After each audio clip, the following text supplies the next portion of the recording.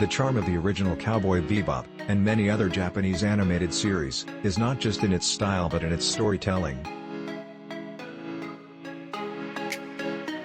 The genre has a distinct visual style, lush backgrounds, sleek camera movement, exaggerated facial expressions, that looks uncanny with live actors, and the storytelling, which tends to dramatize a character's gradual change, doesn't always fit into the usual conflict-driven Hollywood plot structures.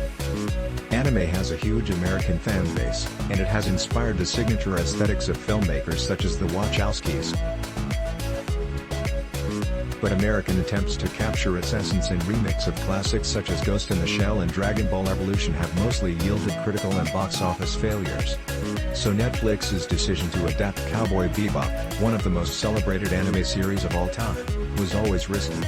Set in 2071, the story follows a crew of bounty hunters trawling across space aboard its ship, the Bebop. When the show debuted stateside in the early 2000s, Bebop became a cult success, but an unusual one. For starters, Bebop felt thoroughly mature.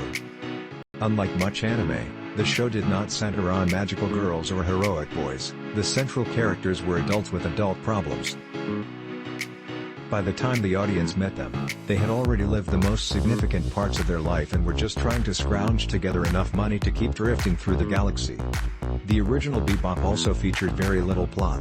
Though the cowboys' pursuit of bounty took them on often goofy excursions, the weight of the show came from how those adventures were really distractions from their otherwise monotonous lives.